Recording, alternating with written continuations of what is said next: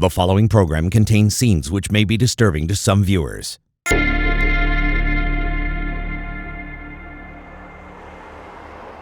I'm Gillian Findlay. September 22, 2015 dawned brilliantly in Ontario's Ottawa Valley.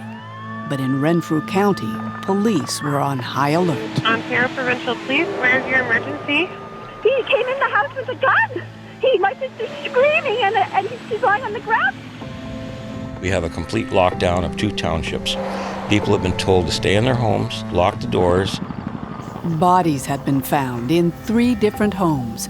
Women picked off one by one. One of the worst incidents of domestic violence in Canadian history. This week, former millwright Basil Borutski was convicted of those murders, having confessed in a 5-hour interrogation by police. I killed them because they were not innocent. They were guilty. I was innocent. Tonight, you'll hear from the killer, his rambling and chilling justifications for why the women had to die. Nobody fucking listens to me. Nobody helped me.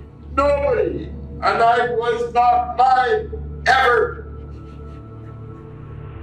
Carol Culleton, a woman he tried to romance but who mocked him. She went back with her boyfriend and she's laughing. Anastasia Kuzik, an ex-girlfriend who had once put him in jail. I never hit that woman. And Natalie Warmerdam. He lived with her and her children until she too went to police. Natalie took advantage of the system, and Anastasia took advantage of the system because the police had built me up into, it was just so easy for them. Everything has been taken from me. All by police and people that use the police. This is the story of the 3 women who died, the system that failed to protect them, and the man everyone knew was violent, but who everyone failed to stop.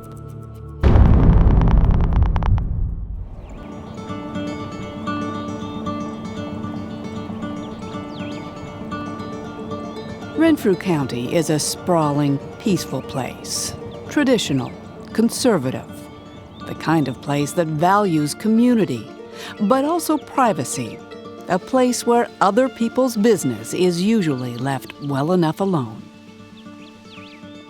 It was here in the summer of 2005 that Frank and Natalie Warmerdam moved from Toronto with their 2 young children. We had both grown up in the country, so she grew up here in Renfrew County and I grew up on a farm as well. So we kind of wanted to give some of that life to the kids. It was a perfect place to raise a family, and Natalie in particular loved everything about it. Her daughter, Valerie. She loved the colors in the fall. She loved, the house had its issues, but she loved that it was a gorgeous house. Cold, but gorgeous. Hard to maintain, but beautiful. So yes, this was her dream property, for sure. In the city, Natalie had been a software writer, but as the children grew older, she yearned for more meaningful work. She went back to school to become a palliative care nurse, traveling the county to care for the dying. But by 2010, it was Natalie's marriage that was dying. Frank was leaving, and even though he'd remained close to the family, Natalie's world turned upside down. It sent her reeling. She was lost for a while. Tracy McBain was Natalie's closest friend and confidant. And I don't blame her. I mean, it's very difficult when you see your life going one way and all of a sudden it does a sharp 180 and you don't know what to do. So it was extraordinarily difficult. Bruised, confidence gone, Natalie was vulnerable. When into her life walked a new man, Basil Borutski. He was a friend at first, charming, helpful around the house. But before anyone knew it, Borustki had moved into Natalie's house.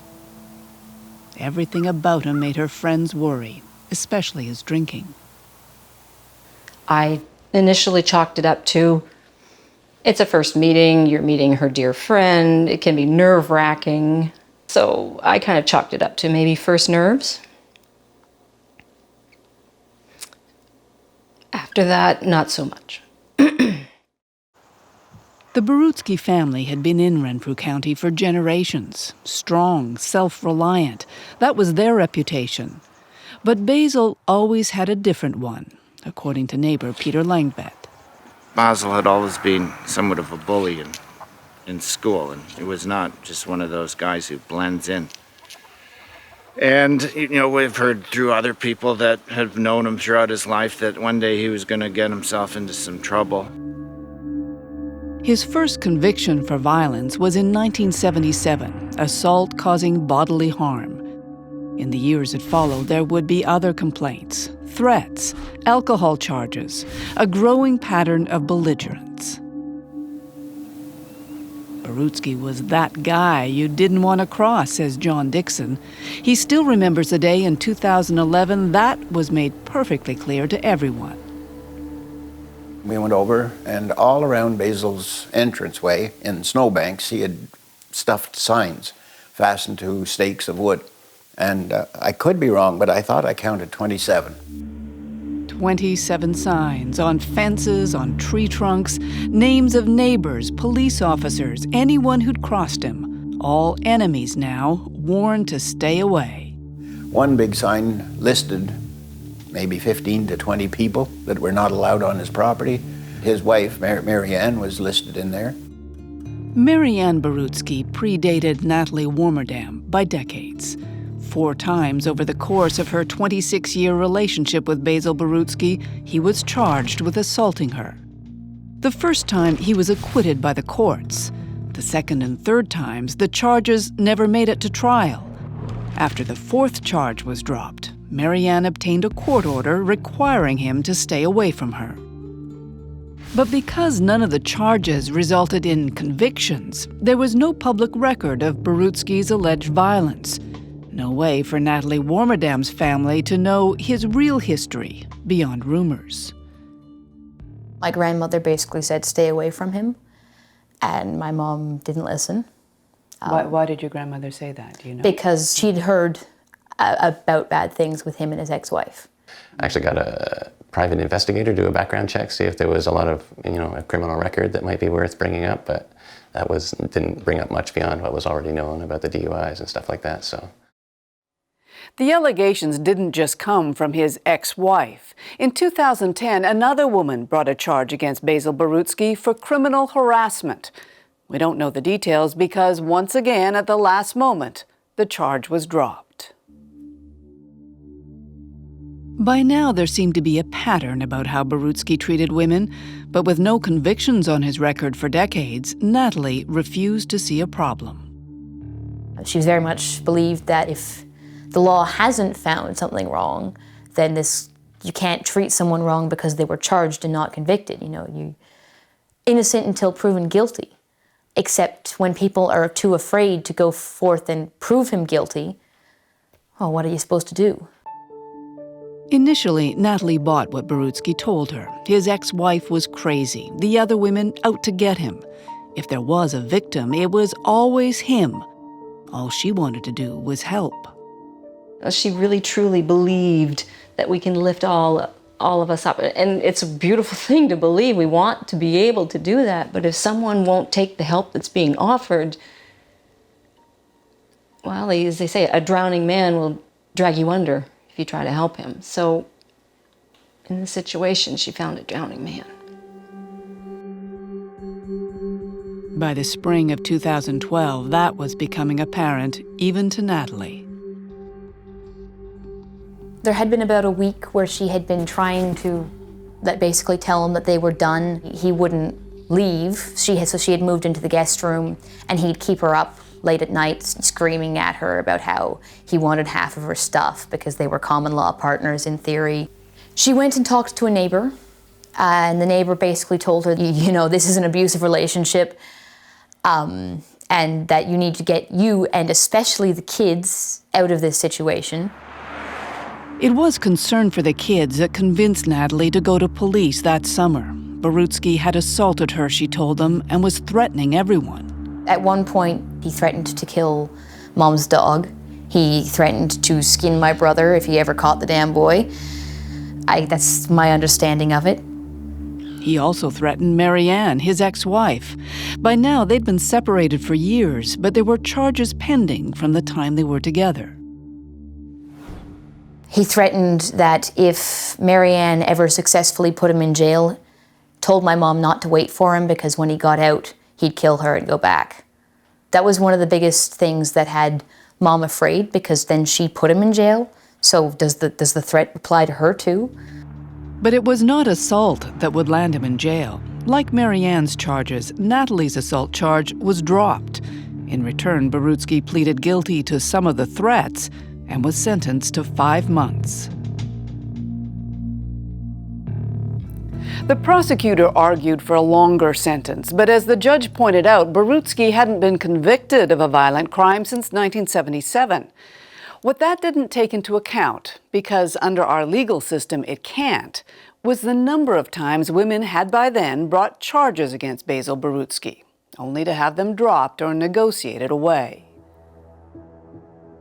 Natalie was relieved at the plea deal. It meant she wouldn't have to testify against him in court. But it also meant Borutski would be out sooner. In recognition of the time he'd spent in jail waiting for his trial, after his conviction, he served just 33 days.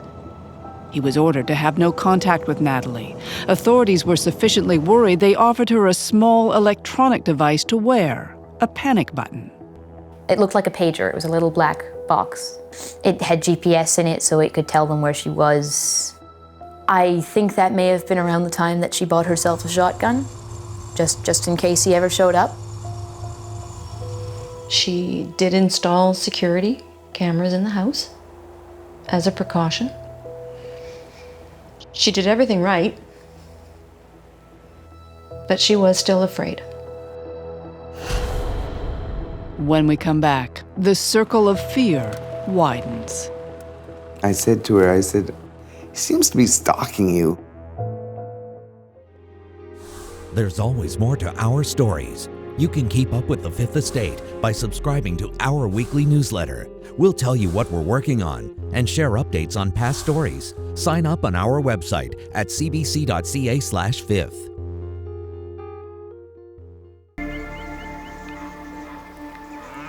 By 2013, Basil Borutski was back in Renfrew County. He'd gone to jail for threatening Natalie Warmerdam and her family, served 5 months, and was on probation. Among the terms of his probation was that he lived with a friend near the town of Wilno, 35 kilometers away from Natalie, but as it would turn out, close to another woman he'd met years before, Anastasia Kuzik. She acted as his real estate agent, selling his property, and she and her boyfriend rented his house and lived in his house for a while. Laura Kuzik is Anastasia's sister. The real estate career paid the bills, she says, but it was never her passion. This was. She loved horses, absolutely. Horses were her passion and her heart. She rode competitively and did well. The year before, she'd been a provincial champion. You know, she loved being with animals. She just loved nature and being outside. But 2013 was turning out to be a tough year for Anastasia. The relationship with her boyfriend turned nasty and ended. She bought an old farmhouse, but discovered it needed more work than she'd bargained for, or could afford, according to her mother, Sirpa. That winter of 2013 was extremely difficult. She had run out of firewood. You know, she was really struggling financially. And she said, a friend has come over, a friend. The friend, a man who said he could help with all of it, Basil Borutski, fresh out of jail. Once again, a vulnerable woman, an offer of help. Within days, Basil had moved in with Anastasia. A flagrant violation of his probation, but if Anastasia was aware of it, it didn't seem to bother her. He had at one point been charged by his ex-wife. The former girlfriend had charged him, and he'd been convicted of making threats. How much of that did she know? I think she knew some of it. She did tell me at one point that she trusted Basil. So he, at some point, convinced Stacia that he was innocent. Innocent. Once again, he was the victim of vengeful women. But then came the night of December 30th. As Anastasia would later testify in court, it was a brutal beating that went on most of the night. He kept hitting me, and I was begging him to kill me. It hurt so much. My face was very sore, very battered up. And he wanted me to stop talking, and he kept holding my mouth, and he had his hands around my throat, like pressing. She couldn't say what started the attack, just that Borutski's eyes turned black, empty, and that at the end of it, she didn't recognize her own face. He said that it wasn't me. He said it was the other women that I'd taken the beating for, the other women who had wrecked his life. Like so many victims of domestic violence, Anastasia was initially reluctant to testify against her attacker, That he had badly beaten. her older sister, Ava. I do believe Stacia was afraid. I really do believe she was. Afraid she wouldn't be believed, afraid of repercussions. Ironically, it would be Natalie Warmerdam, Borutski's most recent victim, who would convince Anastasia to stand strong. The two women had come to know each other, and while Natalie's assault charge against Borutski had been dropped, she was determined that Anastasia's would go ahead. Mom was like, if we don't put him in jail, other women won't know that he's a danger, and so this is going to happen again and again and again. It's not legal to beat somebody. So we need to be, giving the court something to work with. Borutski was found guilty of assaulting and choking Anastasia, sentenced to 17 months. But once again, the judge couldn't take into consideration all those earlier charges against him that didn't result in convictions. By now, Borutski had been identified by at least 4 women as being violent towards them. And yet, after credit for time served, this time he'd be out in just 5 months. When he was released, his probation order included a specific clause that he have no communication with nor go anywhere near Anastasia Kuzak. Borutski refused to sign. The judge had also ordered him to attend a therapy program called Living Without Violence. When counselor Mike Richard read the account of Borutski's attack on Anastasia, his gut dropped. All my alarm bells went off. The ferocity, the ferociousness of his attack. It wasn't a kind of situation where we would classify it as situational abuse. There was something much more serious taking place. Richard wanted a review that would have included Borutski's probation officer and police, but it never happened. Having been ordered by the courts to attend the program, Borutski didn't show up. I mean, if somebody doesn't show up, what should happen? They should be breached. To your knowledge, did anybody follow this up? I don't know. If there was follow-up, there's no record Borutski was ever sanctioned for that probation violation, nor for many of his others. At one point, he'd been forced to forfeit his driver's license, and yet he was driving. He'd been told to stay out of the township where Natalie lived, and yet he actually convinced his probation officer to allow him access, ostensibly to attend that anti-violence program. When Natalie found out, she filed a complaint. It's right near where she works, and she was very unhappy with that, but they're like, hey, we gotta help this guy, do better, right? Which is, in theory, a good thing. But when she would raise it with the authorities... They knew it was a problem, and there was very little that they could do, especially because the parole officer had allowed it. Natalie started to worry again. She was in the habit of backing into parking spots so she could leave quickly if, for example, he showed up where she was. And she had a tactical pen in her purse so she could defend herself. But at least Natalie knew he was in the community. Anastasia, who'd been responsible for Borutski's most recent incarceration, was never told he'd been released. No, Station. Not according to her sister, who was living with her at the time. I really do think that Station believed he was still in jail. If he'd been out of jail, would that have been a concern to her? Yes, I believe it would have been. We had been warned from Natalie before that Natalie had a panic button, and so I had definitely some concerns. So did their other sister, Laura. She'd testified at Borutski's trial. She was afraid of him, too. Nobody told me that he was out of jail. Do you think somebody should have? Absolutely, without any doubt. We should have been told he was out of jail. But as winter of 2015 turned to spring, with no further sightings of Basil Borutski, everyone's tension levels started to subside. Natalie was in a new relationship, ready to move on. Her ex-husband Frank had moved on to California, believing the danger was over. I had sort of come to the assumption that time had passed and that the crisis was past, so I had really stopped worrying about it too much. As for Borutski, he'd moved as well. Unemployed, getting by on disability payments for a bad back, he was now living in another part of Renfrew County, a town called Palmer Rapids, right next door to Cheryl Rossler. Very nice guy. He brought me meals and that he cooked, and he made baked goods. He was like, he even planted a whole frig of strawberry plants underneath my picture window. In return, Cheryl let Borutski use her car, and in the summer of 2015, he was using it a lot, driving with a suspended license to a lake on the edge of Renfrew County, Kaministkeg Lake, specifically to this cottage. The cottage was owned by Carol Cullutten, a soon-to-be retired civil servant from Ottawa. Hers would be the next life Basil Borutski would insinuate himself into.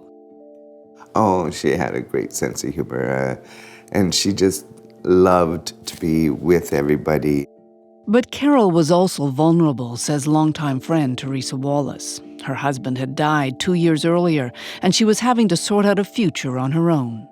She had a lot of anxiety, wanting to put everything into financial perspective and knowing she was going to be retiring. Central to Carol's plan was selling the cottage, but first she had to fix it up. That's where Borutski came in, once again peddling his skills as a handyman. Every time Carol went to the lake, he was there. One day he actually showed up at her house in Ottawa, a 2-hour drive away. She wasn't sure how he got her address or anything else. I said to her, he seems to be stalking you. And she said, that's what somebody else had said too. Nevertheless, one day after her retirement party, Carol headed back to the cottage. She had a meeting scheduled with a real estate agent for Tuesday, September 22nd. I did ask her if it was safe for her to go up to the cottage by herself. And she said yes. He was well aware that, she wanted nothing to do with him, and she didn't see any imminent danger.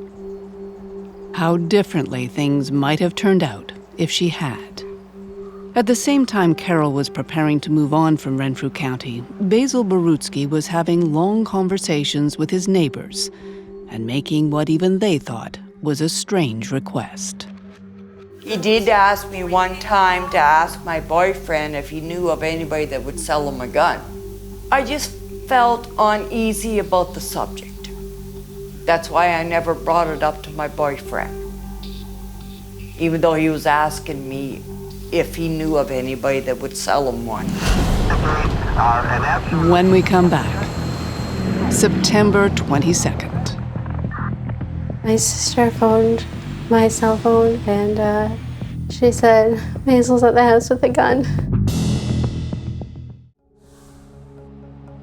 The story doesn't end here. Like the Fifth Estate's Facebook page so you can follow our investigations. We will post updates on stories and special video features that take you deep inside. Tuesday, September 22nd was a cloudless, perfect fall day, Renfrew County at its finest. But the autumn's beauty was lost on 57-year-old, recently released prisoner, Basil Borutski. Something was bothering him, according to his neighbor, Cheryl Rossler. Didn't sleep the night before, was what he told me, and you could see the anger in his eyes, his face. He was hurting. Hurting, Borustki told her, because of Carol Culleton. He'd been working at her cottage and, according to what he told people, was in a relationship with her. Except now Carol was rejecting him, and he was mad. I could tell that night he was going to snap. Early the next morning, before Cheryl was even up, her car was gone.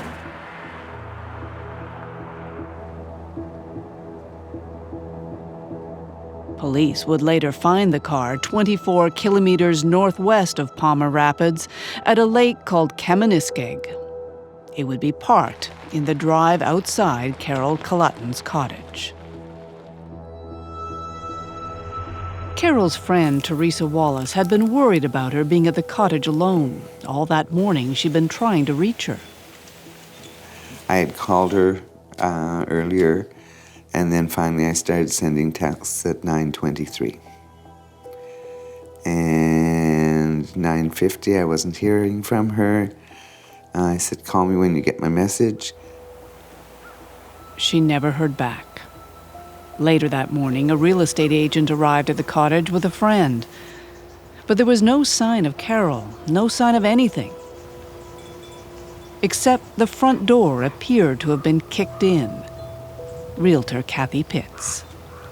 I walked into the bedroom and thought that there was no one there until I was about ready to go, and the gentleman with me had said, well, is there anybody here? And I said, no, but there was a body by my foot.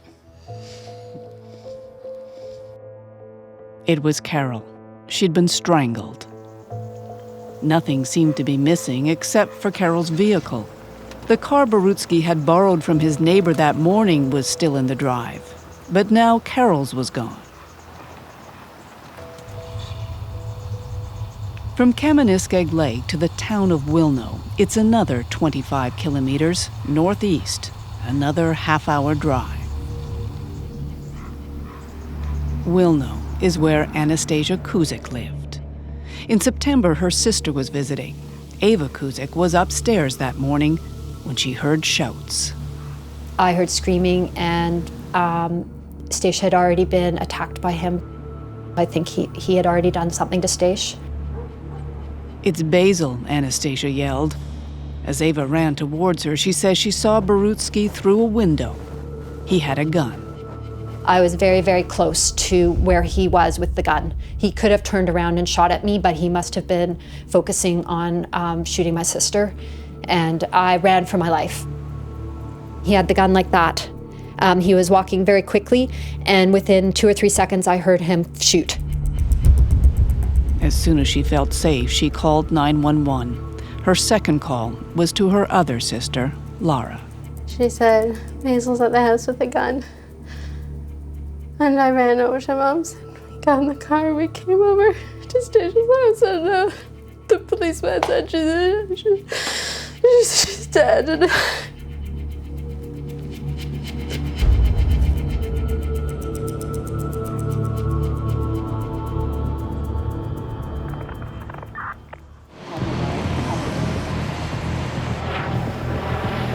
By 9 a.m., reports of a shooter on the loose were spreading throughout the county. Police descended on Wilno from 3 different townships, as did emergency response units that by coincidence had been training in a park nearby. We have a complete lockdown of 2 townships. People have been told to stay in their homes, lock the doors. All the schools are locked down, the children are being held. Among those locked down at the high school was Natalie Warmerdam's daughter, Valerie. Hold and secure, they called it. So we were allowed to walk around inside the school, but no one was allowed to exit. So we basically sat around all period doing nothing, so thinking about why would we be in a hold and secure. By now, the news had spread even to California, where Frank Warmerdam was checking headlines on his computer. Strangely, I had seen a Globe and Mail article about a shooting in Wilno that morning, and I had been hitting reload, and there were some new details. Frank had a bad feeling. His ex-wife Natalie's home wasn't far from Wilno, another 26 kilometers east, another 30-minute drive. Frank was worried. Where was Natalie? And where were the kids? Back at school, Valerie was called to the principal's office. It was the police. The police came in and sat me down and said, I'm sorry, but hate to have to say this, but your mother is deceased. Did they tell you what had happened? They really didn't have any details at that time. The one person who did know what had happened was Valerie's brother, 20-year-old Adrian. He was home that morning with his mother. He's still too upset to tell us what he saw that day, but he did tell Valerie. He said he heard Mom screaming, and then she ran past him, and he saw, I believe as he described it, was a big blur of a man shape carrying a gun. And that's when he knew something was seriously wrong, and he ran outside. He didn't even have shoes with him.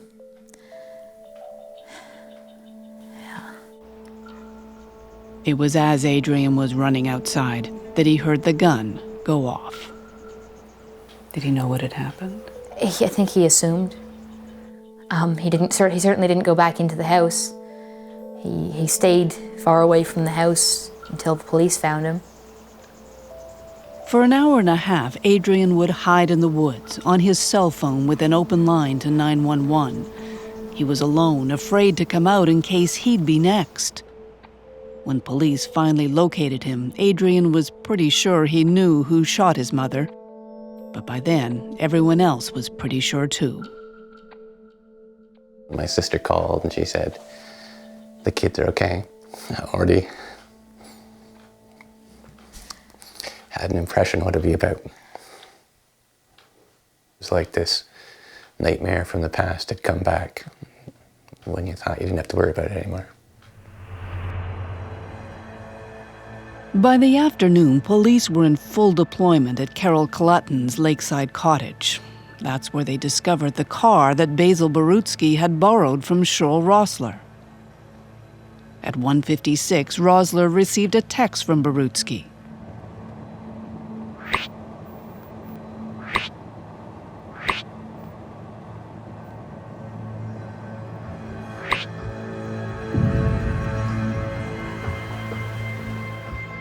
The hunt for Borutski was county-wide now. Buildings he'd had any connection with were locked down.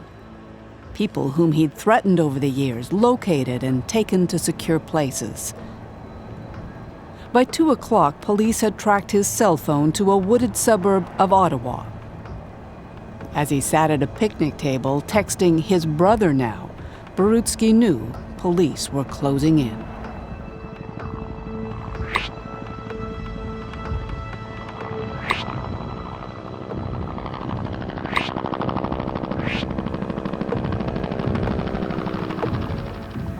Borutski came out with his hands up. September 22nd would end with 3 women dead. Basil Borutski back in custody, charged with murder. And a community confused and angry. How had it come to this? Something's wrong with our justice system. Something's wrong with people who didn't realize he's a serious offender when for years he's been beating women. Like, why didn't we know? When we come back, the murderer speaks. It's because she lied. It would have stopped right there, but she still lied.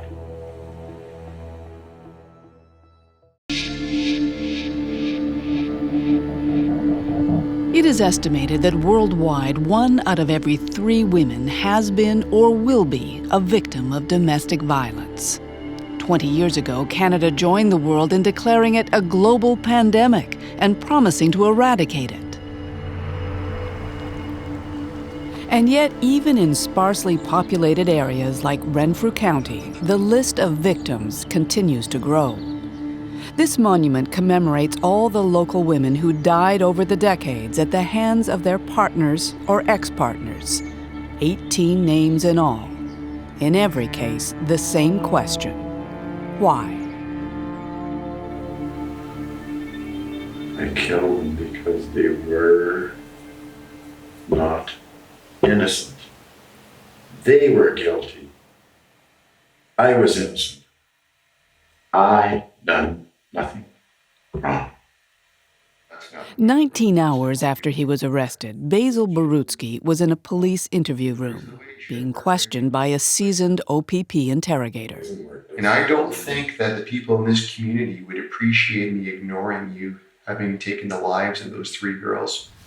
For 5 hours it went on, Borutski arguing that what he'd done had been justified. What was done to you If the community that hurt you wanted so to badly know- that you had to If the release community wanted to know, they would start an independent inquiry and look into the past. How did it ever evolve to get to this? Because Basil Borutski is a kind, caring, God-fearing human being. So how You know did what? it get there? We need to go back to the past and find out how could this have happened. The past, his version of it, was always the same. The women had betrayed him. The police had bought into their lies. Renfrew County had never given Basil Borutski a chance. Why do you allow people like me to be in jail, rot in jail? And then you get out and you're stigmatized and you live your life. You have no idea what it's like when to know that you've done nothing wrong. But did he know that what he did September 22nd was wrong? The interrogator kept drawing him back to what happened, starting with his last restless night at his house in Palmer Rapids. Borutski conceded he was angry and spent most of the night reading his Bible. All I remember was going to sleep, or I don't even remember going to sleep, and then I woke up. I just went out of the house, and I remember I was confused, and I remember saying the Our Father, Hail Mary, over and over and over, and I was driving. I kept saying, God, keep me safe. He says it wasn't his intention to drive to Carol Colutton's cottage that morning, but that's where he ended up. And I remember thinking that God is really helping me, because when I went to Carol's, Carol walked right outside. I said, why do you hate me? She closed the door. I was right there. And then I broke the window with my elbow. And I reached in and I unlocked the door. And there was a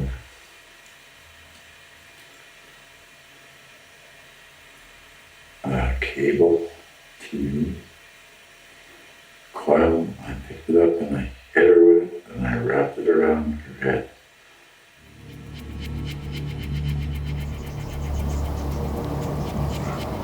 He took her car and started driving again in the direction of Anastasia Kuzik's house. By now, he had an old, rusted-out shotgun he'd been hiding for months.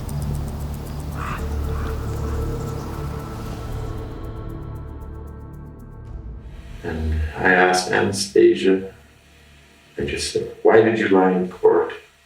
And she said, I didn't. And the gun went off. Because it just lies. Why couldn't she just have said, I'm sorry? And I'm sure now it would have stopped. But no. It's because you lied. It would have stopped right there, but she Still died. From there, another drive to Natalie Warmerdam's, another woman he blamed for lying. By now, the killing seemed almost casual. I just drove in, walked in the door. She was sitting there. She went around the corner. I followed her. Boom. Walked out. That's it. And it was funny. It was like I wasn't even pulling the trigger on the gun. The gun was just going off. It was just like, boop. 3 women dead within the space of 3 hours. By the end of his confession, the fight seemed to be out of Borustki, the justifications gone.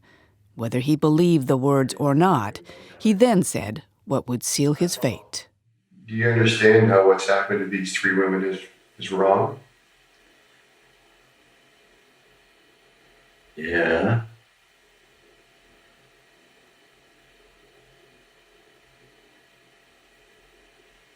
Would you take it back if you could?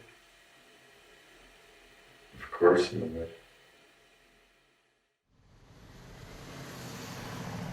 At his trial, Basil Borutski offered no defense. He entered no plea, refused a lawyer. It took the jury 3 days to determine his guilt. It will be years before he's in a position to threaten any woman again, which is a relief to the people of Renfrew County. But what happened here on that September morning was a culmination of so much more than one man's murderous anger.